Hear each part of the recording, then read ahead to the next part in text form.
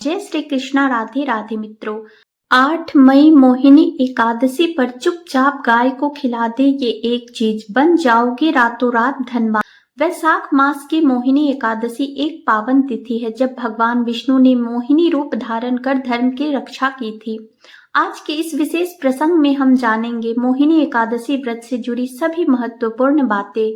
व्रत किस दिन रखा जाएगा, इसकी सटीक तिथि क्या होगी, दशमी कब पड़ेगी, एकादशी किस दिन है, द्वादशी का पारण कब करना चाहिए और सबसे जरूरी बात, इस दिन पूजा कैसे करनी चाहिए और भगवान को क्या अर्पित करना चाहिए। हर एकादशी की तरह मोहिनी एकादशी का भी एक विशेष महत्व है जिसकी विधि, फल और प्रभाव अलग है। माना जाता है कि इस दिन यदि किसी निर्धन या जरूरतमंद को भोजन कराया जाए, विशेषकर गौ माता को हरा चारा या गुड़ खिलाया जाए तो व्यक्ति को करोड़ों गुना फल प्राप्त होता है। शास्त्रों में कहा गया है कि मोहिनी एकादशी पर गौ सेवा करने से पुण्य ऐसे फलता है जैसे करोड़ों यज्ञों का फल एक साथ मिल जाए। इसलिए हर एकादशी की पूजा में विशेष बातें होती हैं जो अतिरिक्त रूप से करनी चाहिए ताकि उसका पुण्य फल प्राप्त हो सके। मोहिनी एकादशी की एक खास बात यह है कि यह आपके दुखों को दूर करने वाली होती है। क्या आप जानते हैं कि मोहिनी एकादशी कब आई थी और उस दिन क्या हुआ था? यह वैशाख के अंतिम 5 दिनों में आती है जो बहुत ही महत्वपूर्ण माने जाते हैं। यही वह समय था जब समुद्र मंथन हुआ था और जब अमृत आया तो देवताओं और राक्षसों के बीच संघर्ष शुरू हो गया। तब भगवान श्री हरि ने यह सोचा कि अमृत को राक्षसों से कैसे बचाया जाए, क्योंकि अगर यह उनके हाथ लग गया तो संसार में संतुलन बिगड़ जाएगा। राक्षस तो अधर्म और पाप फैलाने वाले होते हैं। तब भगवान विष्णु ने मोहिनी रूप धारण किया। मोहिनी रूप में आकर उन्होंने अमृत की रक्षा की और उसे अपने नियंत्रण में रखा। धीरे धीरे परिस्थिति को शांत किया और देवताओं को अमृत पान कराया। राक्षसों को अमृत नहीं दिया गया। अगर इस दिनों में स्नान किया जाए तो पूरे महीने के बराबर पुण्य फल मिलता है। मोहिनी एकादशी से इस दिनों की शुरुआत होती है, इसलिए इसका महत्व और भी अधिक हो जाता है।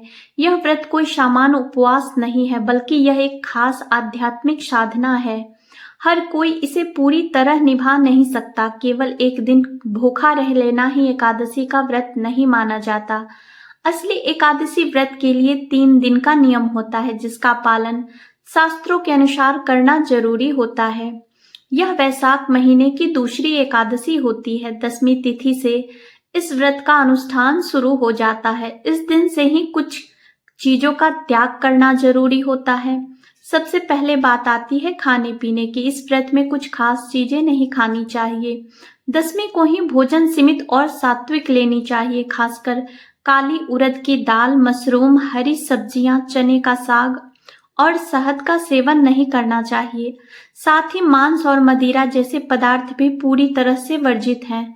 वैसे तो यह चीजें सभी व्रतों में नहीं लेनी चाहिए। बहुत से लोग ऐसे होते हैं जो नॉनवेज खाते हैं या मांसाहारी होते हैं, फिर भी एकादशी का व्रत रखते हैं। तो ध्यान रखें कि एकादशी के व्रत का असर तभी होता है जब आप दशमी से ही इन सब का त्याग कर दे। केवल एकादशी के दिन उपवास कर लेना ही काफी नहीं होता। नियम के अनुसार दशमी को रात का भोजन भी नहीं करना चाहिए। दिन में हल्का भोजन करें और रात में फल या दूध लेकर आराम करें।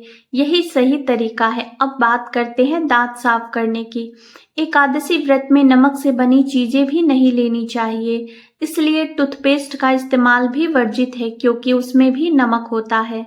एकादशी के दिन केवल सादा पानी लेकर कुल्ला करें, इससे भी मुंह की शुद्धता बनी रहेगी। अगर फिर भी कुछ विशेष करना चाहे तो बाजार में व्रत के लिए विशेष प्रकार के मंजन आते हैं। यह खास तौर पर व्रत के लिए ही बनाए जाते हैं, तो आप इनका प्रयोग कर सकते हैं। मोहिनी एकादशी के दिन सूर्योदय से पहले उठ जाना चाहिए और स्नान आदि करने एकदम आवश्यक होता है। हर एकादशी का कुछ खास महत्व होता है जो शास्त्रों और पुराणों में बताया गया है। जब आप इसकी कथा सुनेंगे तो इसमें भी इसका विशेष महत्व मिल सकता है या फिर आप पुराणों में इसका वर्णन पाएंगे। इस दिन आपको स्नान करना है, वह विशेष होगा। इस दिन इस गंगा स्नान का विशेष महत्व बताया गया है। मोहिनी एकादशी के दिन गंगा स्नान सभी दुखों को दूर करने वाला और पवित्रता देने वाला माना गया है। अगर आप गंगा तट पर जाकर स्नान कर सकते हैं तो बहुत अच्छा है, लेकिन अगर संभव नहीं है तो घर पर भी गंगा स्नान का फल प्राप्त किया जा सकता है। इसके लिए सबसे पहले स्नान की बाल्टी को अच्छे से साफ करें, उसमें थोड़ा सा गंगाजल डालें, चाहे सिर्फ 2 बूंद ही क्यों ना हो। फिर उसमें शुद्ध जल भरें। जब स्नान करें तो उत्तर दिशा की ओर मुख करके हर हर गंगे बोलते जाए। इस तरह से किया गया स्नान भी गंगा स्नान का फल देता है। अगर आप गंगा जी नहीं जा सकते तो चिंता की जरूरत नहीं है, घर पर इस विधि से स्नान करने से भी आपको वही पुण्य मिलेगा। स्नान के बाद साफ वस्त्र पहने, फिर अपने घर के मंदिर की सफाई करें और पूजा की तैयारी करें। पूजा की सभी आवश्यक चीजें एकत्र करें। भगवान माधव या विष्णु जी की तस्वीर या मूर्ति रखें। रोली मोली, पान, सुपारी, लौंग, इलायची, धूप, दीप, फूल, फल और तांबे का एक लोटा रखें। अगर संभव हो तो पूजा की चौकी पर पीले कपड़े का आसन बिछाएं और वहीं पूजा सामग्री सजाएं। इत्र भी रख सकते हैं। पंचामृत तैयार करने के लिए कच्चा दूध, दही, घी, शक्कर और गंगाजल का उपयोग करें। ध्यान रखें, एकादशी के दिन शहद का उपयोग नहीं करना चाहिए, इसलिए उसकी जगह गंगाजल ले। इस 5 चीजों से पंचामृत बना ले।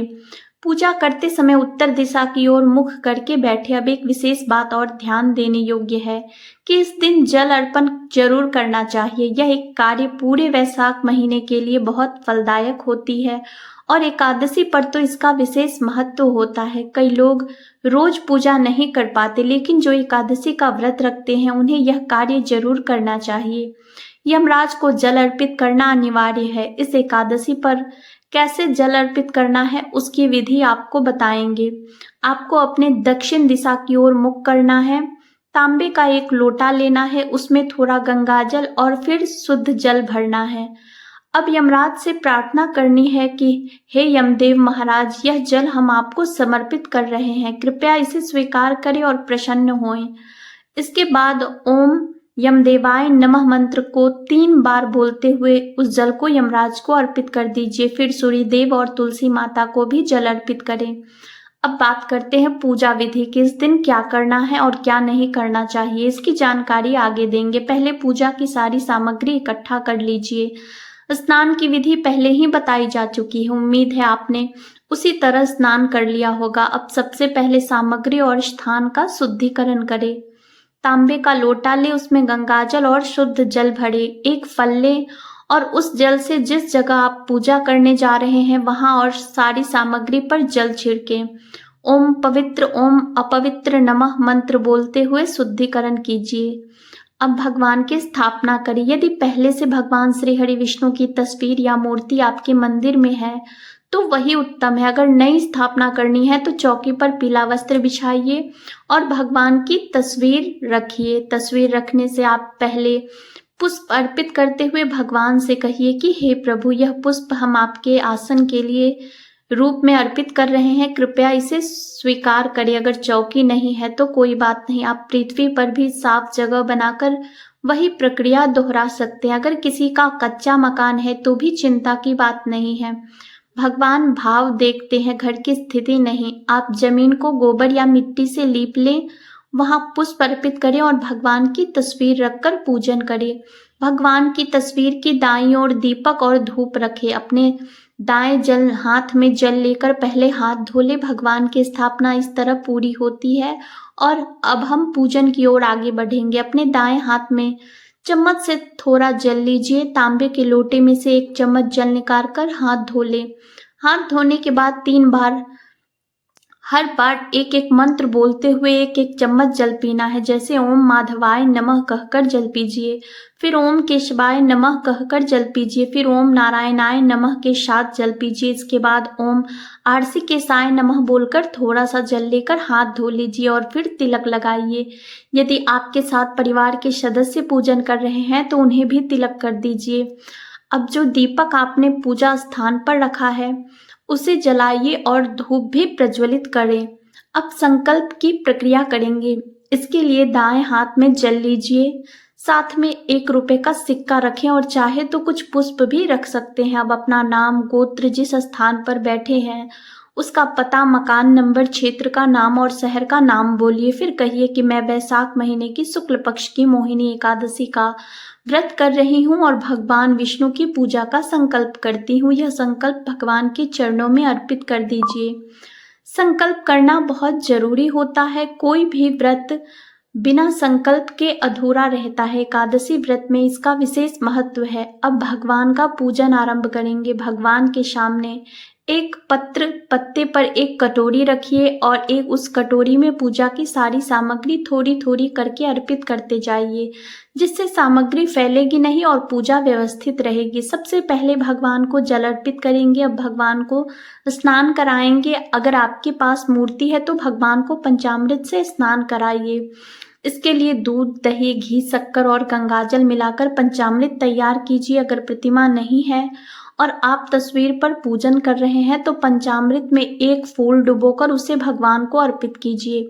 इसके बाद भगवान को शुद्ध जल से स्नान कराइए। पंचामृत से स्नान करने के बाद भगवान को वस्त्र अर्पित करें और तिलक लगाएं। फिर ओम भूर्भुवः स्वः नारायणाय नमः मंत्र का जाप करें। तिलक करने के बाद भगवान को पुष्प अर्पित करें, माला पहनाएं और धूप दीप अर्पित करें। जो भी भोग आपके पास है वह अर्पित करें। इस दिन अगर आप केसर युक्त पीली बूंदी के लड्डू का भोग लगाते हैं तो यह उत्तम रहेगा, क्योंकि केसर युक्त बूंदी के लड्डू बहुत शुभ माने जाते हैं। ओम भूर्भुवः स्वः श्री नारायणाय नमः मंत्र का जप करते हुए भगवान को पान का पत्ता अर्पित करें, जिसमें 2 इलायची और 1 सुपारी रखें। यह तांबुल रूप में अर्पित करें। ओम भूर्भुवः स्वः श्री नारायणाय नमः कहकर भगवान को नमस्कार करें और निवेदन करें कि प्रभु इस एकादशी व्रत को हम सफलता से कर सके, इसके लिए हमें शक्ति प्रदान करें। अब पूजन के बाद एकादशी की कथा सुने या विष्णु सहस्त्रनाम का पाठ करें।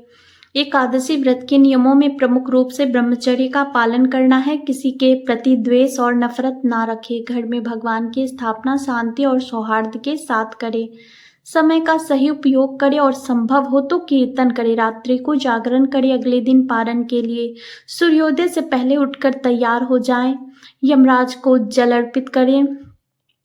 यह एक महत्वपूर्ण कार्य है। दक्षिण दिशा की ओर मुख करके ओम यमदेवाय नमः मंत्र बोलते हुए 1 लोटा जल यमराज को अर्पित करें। व्रत वाली एकादशी के दिन भगवान विष्णु और माता लक्ष्मी की विधि पूर्वक पूजन करें और उसी के साथ गौ माता की भी पूजा अवश्य करें। एकादशी की पूजा के लिए जो भोग बनाया गया है उसमें से 2 पूरियां गौ माता को अवश्य खिलाएं। ध्यान रखें पूरी सूखी ना खिलाएं। पूरी पर मिठाई या सब्जी या हलवा जरूर लगाकर गौ माता को अर्पित करें। दोस्तों, हर एक मांगलिक काम में गौ माता या उनसे जुड़ी चीजें जैसे गाय का गोबर, गौमूत्र, दूध या गाय के दूध से बने घी जरूर शामिल करनी चाहिए। इससे पुण्य की प्राप्ति होती है। सनातन परंपरा में माना जाता है कि जिस घर में गाय होती है वहां के सभी वास्तु दोष अपने आप दूर हो जाते हैं, क्योंकि बिना पंचगव्य के पूजा पाठ और हवन पूरा नहीं माना जाता। दोस्तों, महीने में 1 बार परिवार सहित गौशाला जरूर जाएं और वहां गायों को हरा चारा खिलाएं। ऐसा करने से सभी प्रकार के दोष शांत हो जाते हैं। दोस्तों, हम अपने चैनल में किसी प्रकार की गलत जानकारी नहीं देते हैं, हमेशा सही उपाय ही बताते हैं। गर्मियों में गाय को साफ पानी पिलाएं और सर्दियों में गुड़ जरूर खिलाएं। खासकर मोहिनी एकादशी के दिन गाय को गुड़ खिलाना बहुत शुभ माना जाता है। लेकिन ध्यान रखें, गर्मियों में गाय को गोंद नहीं खिलानी चाहिए। गाय से जुड़ी कुछ शुभ और अशुभ संकेत भी होते हैं, जैसे अगर गाय का दूध दोहन करते समय वह ठोकर मार दे और सारा दूध गिर जाए तो यह अपशगुन होता है। लेकिन अगर आप यात्रा पर जा रहे हों और रास्ते में गाय अपने बछड़े को दूध पिलाते हुए दिख जाए तो यह संकेत देता है कि आपकी यात्रा सफल रहेगी। गाय की आवाज़ यात्रा पर निकलते समय सुनाई दे या रात में उसकी हुंकार सुनाई दे तो यह भी शुभ माने जाते हैं। दोस्तों, गाय के साथ कभी ऐसा व्यवहार ना करें जिससे उन्हें तकलीफ हो। आप जब गाय को राष्ट्रीय पशु बनाए जाने और उन्हें अधिकार देने की बात हो रही है तो जरूरी है कि हम उसके साथ सम्मान से पेश आएं। कई लोग गाय से दूध लेना तो जानते हैं, लेकिन जब वह दूध देना बंद कर देती है तो उसे सड़कों पर छोड़ देते हैं। फिर कोई उसे मारता है, कोई पानी डालता है या बीमारी में तड़पने के लिए छोड़ देता है। ऐसी स्थिति बहुत दुखद होती है। शास्त्रों में साफ कहा गया है कि गाय को कभी मारना या पीटना नहीं चाहिए। उन्हें माता का दर्जा दिया गया है और जो कोई गाय को नुकसान पहुंचाता है वह ऐसा पाप करता है जैसे अपनी माँ को चोट पहुंचाई हो। ऐसे व्यक्ति को नरक में कष्ट झेलना पड़ता है और अगले जन्म में पशु योनि मिलती है। गौतम मुनि ने एक बार गलती से गाय को डंडा मार दिया था, जिससे उसकी मृत्यु हो गई। इस पाप से छुटकारा पाने के लिए उन्हें वर्षों तक तपस्या करनी पड़ी। यह मोहिनी एकादशी का ही अवसर था जब भगवान श्री कृष्ण ने बैल के रूप में आए एक राक्षस का वध किया था। इस पाप से मुक्ति के लिए उन्हें सभी तीर्थों को बुलाकर एक कुंड में स्नान करना पड़ा, तभी वे पाप मुक्त हुए। साथ ही जो व्यक्ति पानी पी रही गाय को डराकर भगाता है वह बहुत बड़ा पाप करता है। लेकिन ऐसे लोग जो गौ की सेवा करते हैं उन्हें स्वर्ग की प्राप्ति होती है और अगले जन्म में सुख समृद्धि से भरा जीवन मिलता है। आराम कर रही गाय को उठाकर परेशान करना भी पाप की श्रेणी में आता है। जो लोग गौ की सेवा करते हैं उन्हें पिछले जन्मों के पापों से मुक्ति मिलती है और वे गौलोक धाम में स्थान पाते हैं। इसके अलावा गाय को डंडा मारकर उठाना या उस पर पानी डालकर उठाना बहुत बड़ा पाप माना गया है। ऐसा करने वाला व्यक्ति अगले जन्म में दर दर भटकता है। शास्त्रों में यह भी बताया गया है कि जो लोग गौ की सेवा करते हैं, उन्हें भोजन कराते हैं और उनकी देखभाल करते हैं, उन्हें हरा चारा खिलाते हैं, उनकी सभी मनोकामनाएं पूरी होती है। गाय के बछड़े के लिए जो दूध बचता है वही मनुष्य को लेना चाहिए। लेकिन कुछ लोग पहले गाय को दूहते हैं और फिर बछड़े के लिए छोड़ा गया दूध भी ले लेते हैं। ऐसा करना बहुत बड़ा पाप माना गया है। इस तरह के दूध को पीने और दूहने वाला दोषी का भागी बनता है। शास्त्रों में यह भी कहा गया है कि गाय को और बैल की पीठ पर नहीं बैठना चाहिए। ऐसा करना महापाप होता है और इसके कारण नरक की यातना भोगनी पड़ती है। नंदी जो महादेव के वाहन है, उन्होंने स्वयं इच्छा से शिव की सवारी बनना स्वीकार किया था, इसलिए वह एक अपवाद है। गाय का दान करना बहुत पुण्य का कार्य है, लेकिन कभी भी बीमार या बूढ़ी गाय का दान नहीं करना चाहिए। कठोपनिषद में भी नचिकेता की कथा मिलती है, जहां उन्होंने अपने पिता द्वारा बूढ़ी गायों का दान देने पर आपत्ति जताई थी। जो लोग दूध देने वाली गाय का दान बछड़े सहित करते हैं उन्हें महान पुण्य की प्राप्ति होती है और वे स्वर्ग में स्थान पाते हैं। सूर्य, चंद्र, मंगल या शुक्र की राहु से युति हो तो पितृदोष बनता है। शास्त्रों के अनुसार सूर्य पिता का और मंगल रक्त का कारक होता है। यदि सूर्य शनि, राहु या केतु से प्रभावित हो या मंगल राहु केतु से जुड़ा हो तो यह दोष जीवन में संघर्ष लाता है। इस दोष से छुटकारा पाने के लिए एकादशी या रोज गाय को रोटी, गुड़ या हरा चारा खिलाना चाहिए। दोस्तों, हर एक को और मांगलिक कार्य में गौ माता या उनसे जुड़ी चीज जैसे गाय का गोबर, गौमूत्र, दूध या घी का प्रयोग जरूर करें, इससे पुण्य मिलता है। सनातन परंपरा के अनुसार जिस घर में गाय होती है वहां के वास्तु दोष अपने आप समाप्त हो जाते हैं। गाय के शरीर पर जो कुबर होता है उसे बृहस्पति ग्रह का प्रतीक माना गया है। यदि किसी की कुंडली में बृहस्पति नीच राशि मकर में हो या अशुभ हो और यात्रा के समय सामने गौ माता दिख जाए तो उन्हें दाहिनी ओर से निकलने देना चाहिए। यह यात्रा की सफलता का संकेत होता है। अगर आप यात्रा पर निकले हो और रास्ते में गाय अपने बछड़े को दूध पिलाती हुई दिखे तो समझ लीजिए कि आपकी यात्रा सफल होगी और जिस घर में गाय होती है उसमें वास्तु दोष स्वतः ही समाप्त हो जाते हैं। और जब भी आप रोटी बनाएं, हर दिन ताजी रोटी ही बनाएं। अगर आप गाय के लिए रोटी बना रहे हैं तो कोशिश करें कि उसे तुरंत ही गाय को खिला दे। अगर आप उस रोटी को रखकर अगले दिन देंगे तो वह बासी मानी जाएगी। गाय को कभी भी बासी रोटी नहीं खिलानी चाहिए, इससे घर में नकारात्मक ऊर्जा प्रवेश करती है और कार्यों में सफलता नहीं मिलती। ऐसा माना जाता है कि इससे घर में दुख और परेशानी बनी रहती है, इसलिए रोजाना ताजा आटा गूंथकर रोटी बनाएं और उसी समय गौ माता को खिलाएं। साथ ही सड़ी गली चीजें जैसे खराब फल और सब्जियां, ये सभी गौ माता को नहीं देनी चाहिए। कुछ लोग ऐसा सोचते हैं कि यह गाय को दे सकते हैं, लेकिन यह गलत है। शुद्ध और अच्छी चीजें ही गौ माता को अर्पित करनी चाहिए। आप आटे की छोटी 11 लोइयां बनाकर उस पर हल्दी लगाकर गाय को खिला सकते हैं। जब आप ऐसा करेंगे और श्रद्धा से गाय के चरणों को स्पर्श करेंगे तो आपके रुके हुए कार्य बनने लगेंगे और जीवन में आने वाली सभी रुकावटें दूर होती चली जाएंगी। इसके साथ ही अगर आप 7 बार गौ माता की परिक्रमा कर लेते हैं तो यह और भी शुभ हो जाता है आपके लिए। जब भी गौ माता को रोटी दे उस पर थोड़ा सा घी या हल्दी जरूर लगाएं। अगर घी या हल्दी ना हो तो आप मीठा मिश्री भी रख सकते हैं। दोस्तों ध्यान रखें कि गौ माता को कभी खाली रोटी ना दें। ऐसा करने से पुण्य के बजाय दोष लगता है।